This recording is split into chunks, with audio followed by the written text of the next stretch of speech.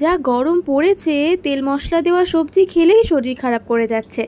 তাই একটা সাদামাটা রেসিপি আমি শেয়ার করছি। বাবা সকালবেলায় বাগান থেকে পুঁই শাক তুলে এনে দিয়েছে, আর আজকে বাজার থেকে এনেছিল একটা খেরো। তাই জন্যই আজকে রান্না হয়েছে পুঁই শাকের তরকারি।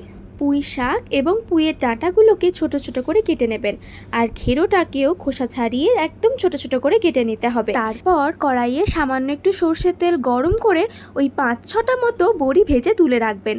তারপর কড়াইয়ে আবারও একটু সর্ষের তেল দিয়ে 5 ফোড়ন, শুকনো লঙ্কা, তেজপাতা, আদা বাটা আর জিরে বাটা দিয়ে খেরোগুলোকে মশলার সঙ্গে 2 থেকে 3 মিনিট ভালো করে মিশিয়ে নেবেন।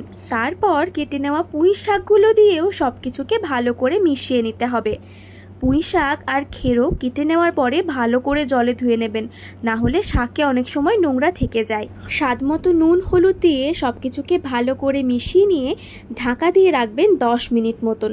10 মিনিট পর দেখবেন খেরো থেকে জল বেরিয়ে এসেছে, তাই আরেকটু সব কিছুকে মিশিয়ে নিয়ে আবারও ঢাকা দিয়ে রাখবেন 5 থেকে 6 মিনিট মতন। তাহলেই খেরো এবং পুঁই শাক দুটোই ভালোভাবে সেদ্ধ হয়ে যাবে। সম্পূর্ণভাবে সেদ্ধ হয়ে গেলে ওপর থেকে বড়ি গুঁড়ো করে ছড়িয়ে দেবেন, আর ভালোভাবে মিশিয়ে নিলেই পুঁই শাক দিয়ে খেরোর তরকারি একদম তৈরি।